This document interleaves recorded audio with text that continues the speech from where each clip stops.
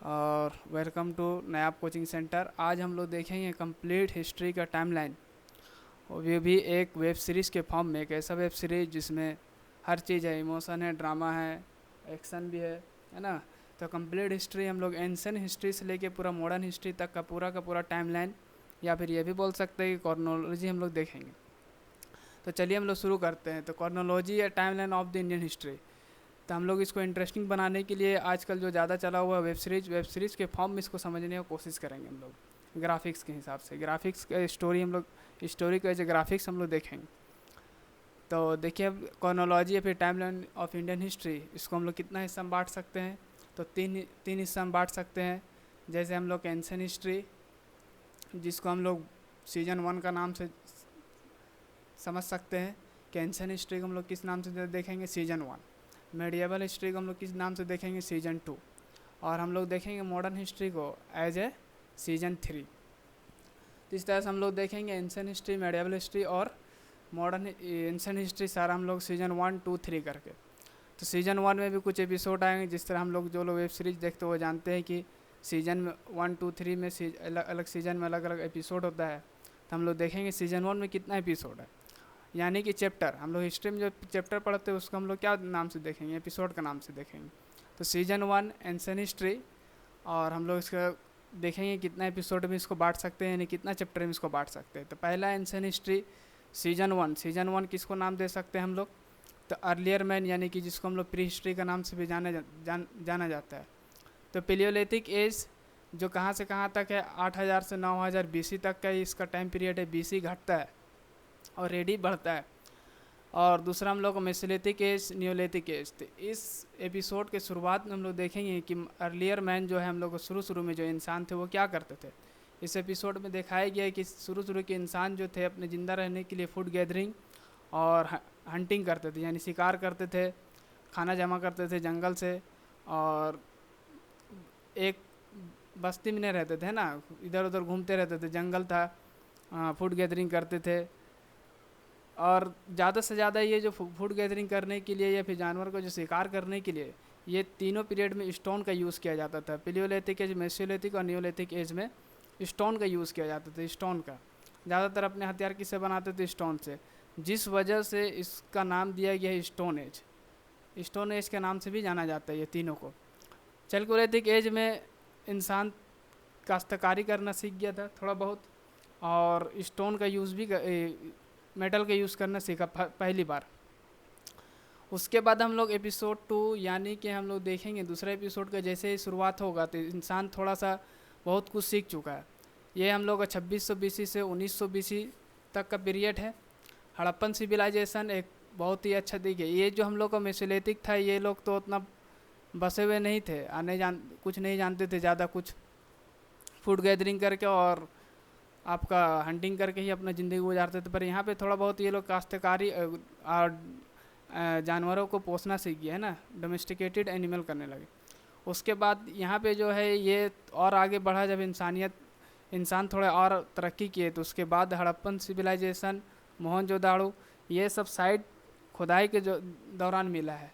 तो ये सब से पता चलता है कि इंसान जो है यहाँ पे मॉडर्न थे, अर्बन थे। ये लोग अर्बन थे, यहाँ पे तिजारत करना सीख गए, बहुत कुछ करना सीख गए थे यहाँ पे।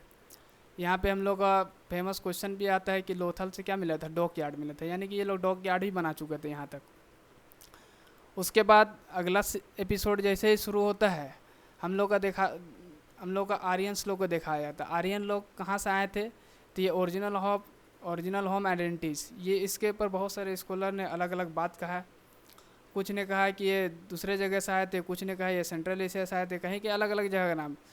तो ये सबसे जो फेमस लोग माना जाता है कि कहाँ से आए थे, इस एपिसोड में दिखाया गया कि आर्यंस कहाँ से आए थे, वो लोग क्या कर रहे थे, उन लोग का लिटरेचर दिखाया गया, उन लोग का तहजीब दिखाया गया था पूरा।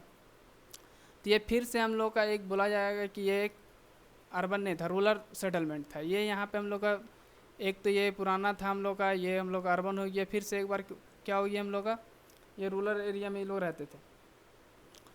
तो ये लोग ओरिजिनल जो माना जाता है, ज़्यादा मोस्ट एक्सेप्टेड है कौन सा है जैसे मैक्स मुलर ने दिया था थ्योरी। तो ये सब सीन यहाँ पे दिखाया जाता है कि ये कैसे आए यहाँ पे, कैसे यहाँ पे इंडिया में बसे आने के बाद। और फिर बाद में आगे जैसे जैसे लिटरेचर आगे बढ़ा, फिर हम लोग देखते हैं एपिसोड 4 शुरू होता है, महाजनपद। यानी कि इंसान पहले ऐसे ही रहते थे खाना बदोश के शक्ल में, नोमाड मैन जिसे बोलते हैं, हम लोग घूमते फिरते रहते थे। उसके बाद थोड़ा बहुत बसना शुरू किए और छोटा छोटा कबीला बना के बड़ा सा एक अपना इलाका बना लिए, बहुत सारा इंसानों ग्रुप बनाया। तो ये सबसे अलग अलग इलाका में ये लोग बसे लार्ज ग्रुप में। तो अलग अलग इलाका का अलग अलग नाम दिया गया, जैसे गंधार, अंगा, मगधा है ना, काशी, मल्ला, ये सब। और इसका अलग अलग कैपिटल था। ये अलग अलग इलाके में कुछ लोग बसते गए, बड़ा बड़ा इलाका बनता गया हम लोग का, और इनका नाम दिया गया और इनका अलग अलग कैपिटल था। और इसी तरह से 16 बड़ा इलाका बना जहाँ इंसान बसे, और इसका एक लीडर जिसे हम लोग किंग बोल सकते थे, या किंग भी सिलेक्ट करते थे। तो इनमें से सबसे बड़ा कौन सा था? मगधा, जो आगे चल के बहुत बड़ा इलाका बना, जो पूरा इंडिया पे हुकूमत किया। तो एपिसोड 4 हुआ। एपिसोड 5 जैसे ही शुरू हुआ तो हम लोग का मगध एम्पायर, हम बोले 16 महाजनपद में सबसे बड़ा कौन सा था? मगध। और यही आगे चल के पूरा इंडिया में हुकूमत किया। तो इसका पहला राजा जो हम लोग का पहला डायनेस्टी इसमें कौन सा था? हरियांग डायनेस्टी। इसका राजा था बिम्बिसार। ये पूरा प्लॉट यहाँ पे दिखाया गया कि मगध एम्पायर कैसे छोटा से छोटा, पहले हम लोग जंगल में थे, फिर छोटा सा इलाका हुआ, फिर बड़ा इलाका हुआ, और ये पूरा यहाँ पे किंगडम बन गया। तो मगध एम्पायर का हम लोग का शुरुआत हुआ यहाँ पे। पहला डायनेस्टी, जो पहला डायनेस्टी हुकूमत किया, इसको दिखाया गया यहाँ पे कि बिम्बिसार है। बिम्बिसार के बाद अजातशत्रु, ये लोग इसका सक्सेसर थे, उदयन। और फिर इनका जब खात्मा हुआ, इन लोगों डायनेस्टी का जब खात्मा हुआ, तो कौन सा? शिशुनाग डायनेस्टी का हुआ। इसमें एक फेमस राजा है काल अशोक। इसी के टाइम में हम लोग का मालूम है कि ये हुआ है 3rd Buddhist council. Nanda dynasty उसके बाद दिखाया गया। नंदा डायनेस्टी का फाउंडर कौन सा था? महापद्मानंद, धनानंद, है ना। इसी वक्त में फॉरेन लोग भी हमला किए इंडिया में, और उसमें से कौन सा था? Cyrus of Persia. ये लोग थे हम लोग के ईरानियन, ईरान से आए हुए थे सारा। उसके बाद साइरस ऑफ पर्सिया, डायरस, जर्जस, फिर इन लोगों पर जो हमला किया, ये लोग रास्ता समझ में आ गया इंडिया का, ये लोग हमला करने की वजह से। उसके बाद एक बड़ा बात से जो गुजरा है हम लोग का हिस्ट्री में, ये अलेक्जेंडर द किंग, जो मैसेडोनिया से था, और ये इंडिया आया और किसके पर हमला किया था हमको सबको मालूम है। फेमस जंग जो हम लोग का बैटल ऑफ हाइडेस्पस के नाम से जाना जाता है। और किससे लड़े थे? पोरस से। हारने के बाद भी वो अपना इलाका फिर से उसके अपना कब्जे में लिए, पोरस को वापस करते थे। उसके बाद इसी एंगल में कुछ समाज में कुछ बुराई आने लगा, रिलीजियस बुराई। उसी को ठीक करने के लिए 2 रिलीजियस इन्वायरमेंट क्रिएट हुआ, जो एक जैनिज़्म के नाम से जाना जाता है और दूसरा बुद्धिज़्म के नाम से। जैनिज़्म का फाउंडर हम लोग का है ऋषभनाथ। इस एपिसोड में पूरा ये दिखाई गया कि ये पूरा एंगल, रिलीजियस एंगल पूरा दिखाया गया था। इस एपिसोड में दिखाया गया ये कि जैनिज़्म कैसे वजूद में आया और बुद्धिज़्म कैसे वजूद में आया। जैनिज़्म का फाउंडर थे ऋषभनाथ।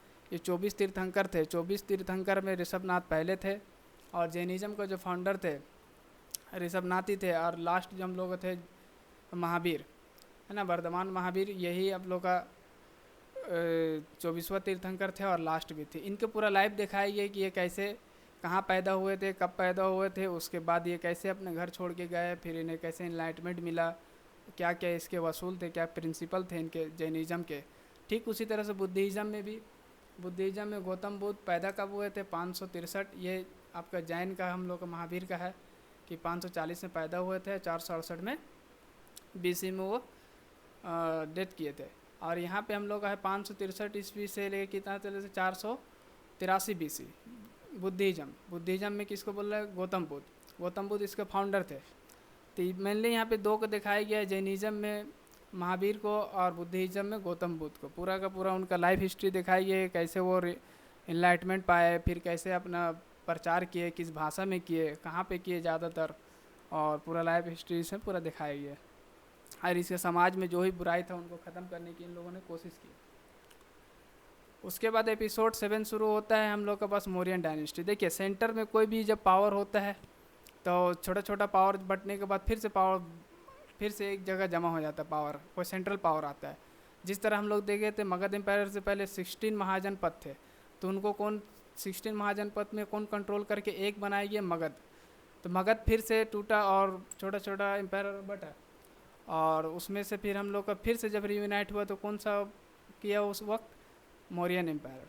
तो मौर्यन एम्पायर का सबसे फाउंडर कौन थे, चंद्रगुप्त मौर्य। इसके टीचर कौन थे, चालुक्य थे हम लोग का, है ना। फिर उसके बाद बिंदुसार आए, उसके बाद अशोक। अशोक बहुत ही फेमस है, इनके बारे में थोड़ा सा ज़्यादा पढ़िएगा और ज़्यादा देखिएगा, इनको दिखाया भी गया है ज़्यादा। इनका अचानक से अपना जंग छोड़ दिए, कुछ था हम लोग का एक जंग हुआ था, उसके बाद ये अपना कालिंगा का जंग के बाद ये अपना बोले कि अब हम कोई भी जंग नहीं करेंगे, इसका दिल थोड़ा सा बदल गया था। उसके बाद देखिए एपिसोड 8 में पोस्ट मौर्यन यानी मौर्यन के बाद फिर क्या हुआ।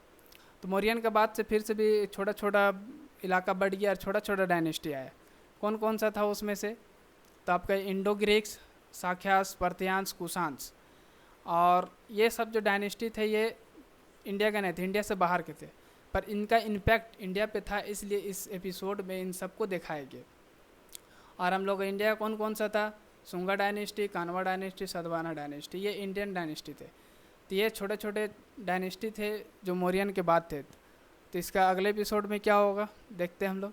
अगला एपिसोड में था एज ऑफ गुप्ता। तो हम पहले ही बोले जैसे छोटा छोटा बढ़ता है फिर कोई सेंट्रल में कोई मेजर पावर आता है और पूरा इलाका पे कब्जा करता है।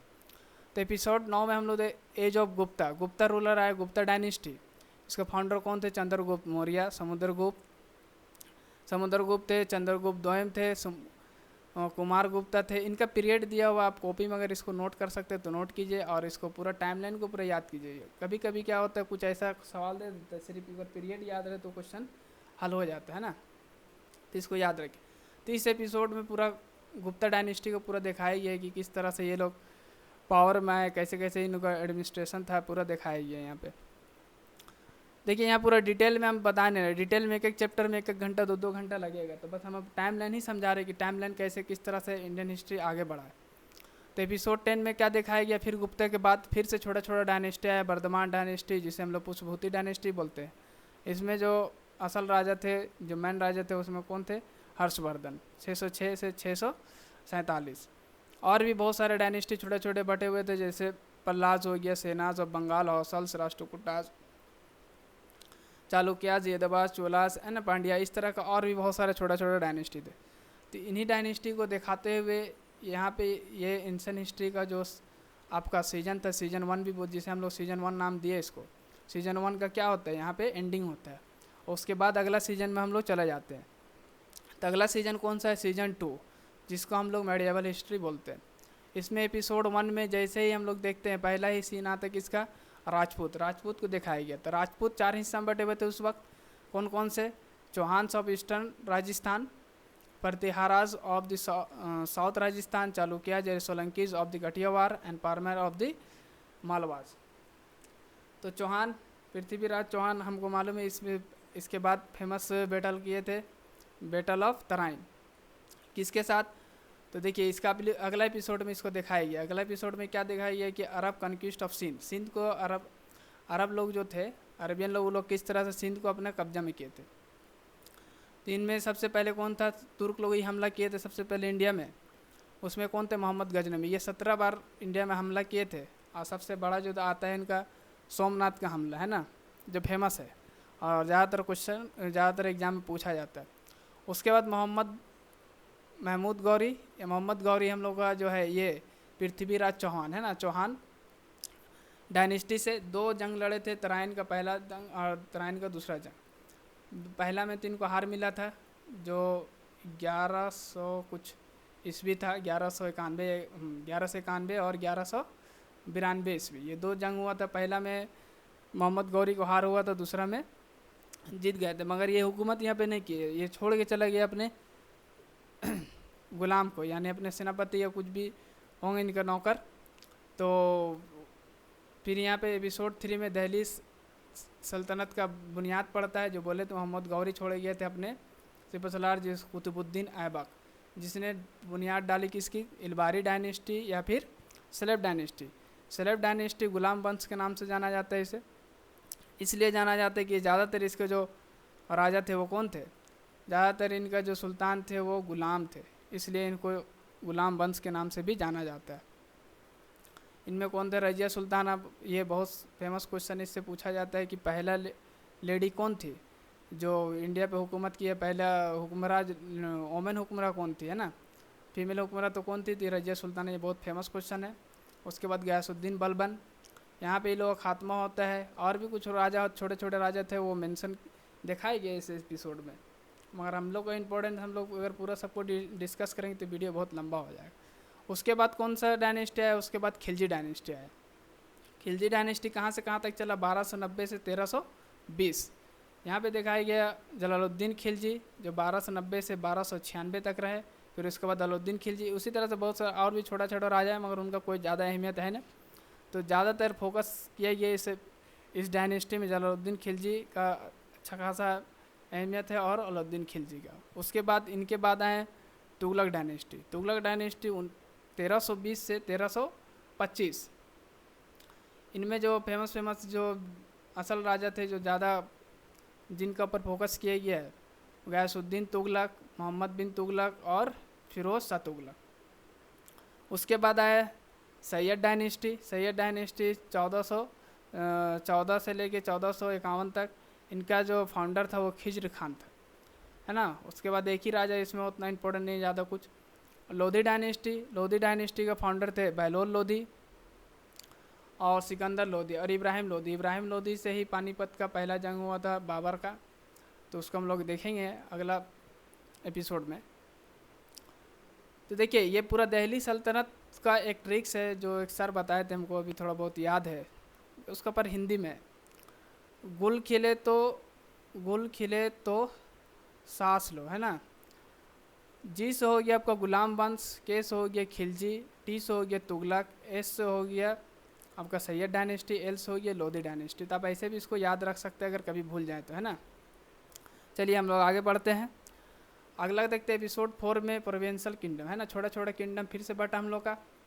ये देखिए, अभी इसके बाद जो इब्राहिम लोधी के बाद बाबर का पीरियड शुरू होता है, मगर इसी बीच में, इसी प्लॉट में आपको दिखाया गया छोटा छोटा राजा। क्यों दिखाया गया? क्योंकि जो मुगलिया था, मुगलिया ने इन सब को भी अपने मिला लिया, तो इसका सीन दिखाना जरूरी था ना, कि कौन सा राजा कहाँ पे किस वक्त हुकूमत कर रहा है, उसके बाद फिर इसको अपना राजा में किस तरह से मुग़ल सल्तनत में इसको मिलाया गया। इसलिए इसको दिखाया गया यहाँ पे कि गुजरात में कौन हुकूमत कर रहे थे उस वक्त, जब मुग़ल में इसको मिलाया गया। मुग़ल वाला जब इसमें कब्जा किए मुगलिया डायनेस्टी, तो उस वक्त गुजरात में कौन थे, मालवा में कौन थे, कश्मीर में कौन थे, मेवाड़ में, बंगाल में, है ना।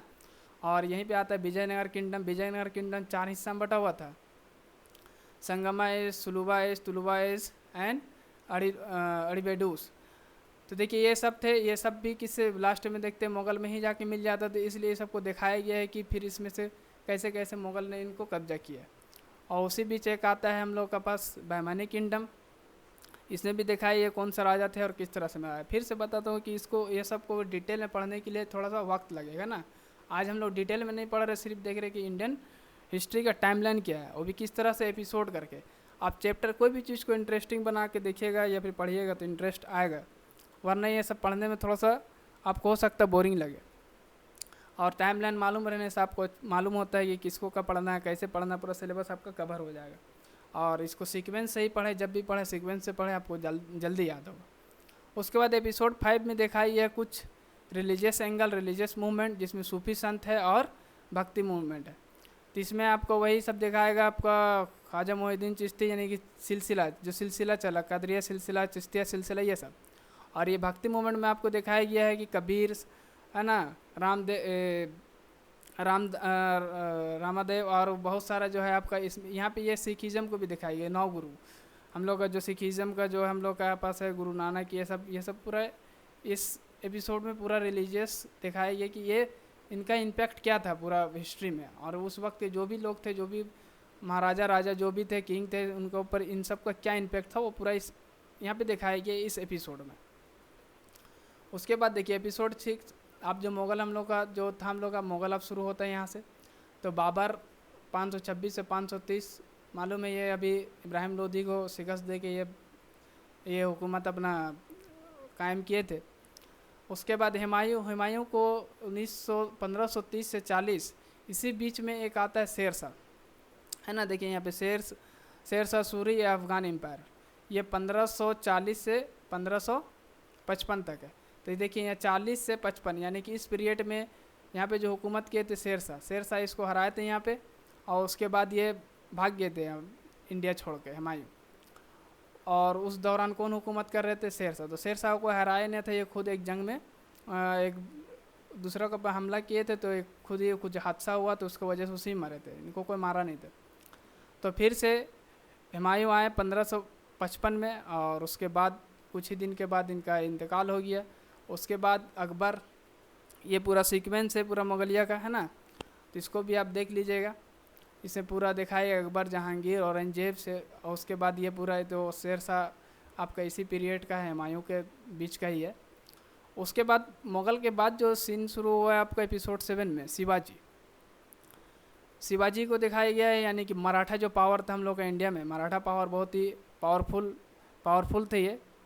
तो शिवाजी है, उसके बाद पेशवा को दिखाया गया, बालाजी विश्वनाथ, बाजीराव, बालाजी बाजीराव, है ना, पेशवा महादेव, ये लोग बहुत ही पावरफुल थे और डरते नहीं थे किसी से। तो चलिए यहाँ पे हम लोग का सीजन 2 का एंड होता है, यानी मेडिवल हिस्ट्री का यहाँ पे एंड होता है।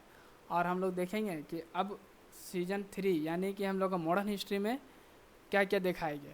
तो देखिए सीजन जैसे ही आपका 3 यानी कि मेडिवल मॉडर्न हिस्ट्री शुरू होता है, तो हम लोग देखते हैं एडवेंट ऑफ द यूरोपियन। अब यूरोपियन आना शुरू कर दिया, है ना।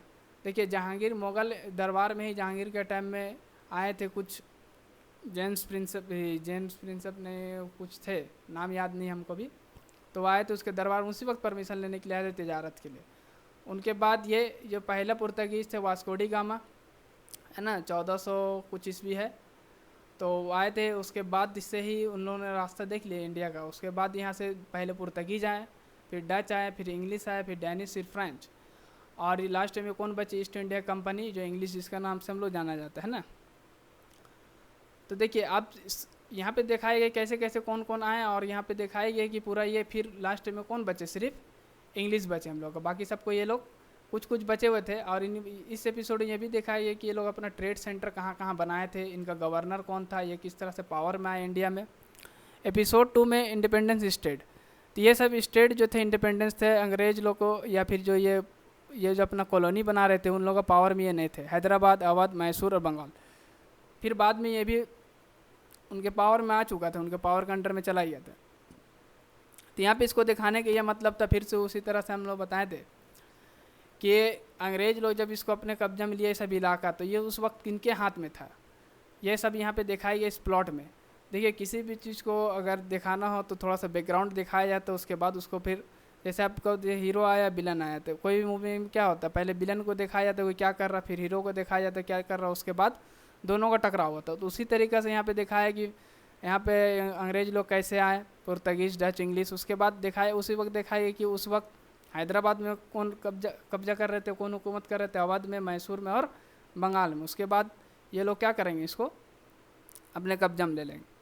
तो एपिसोड 3 में कॉर्नेटिक वार, तो कॉर्नेटिक वार क्या है, तो वही है कि कैसे मैसूर में किसको, यानी कि टीपू सुल्तान लोग थे, फिर मराठा को किस तरह से हराए।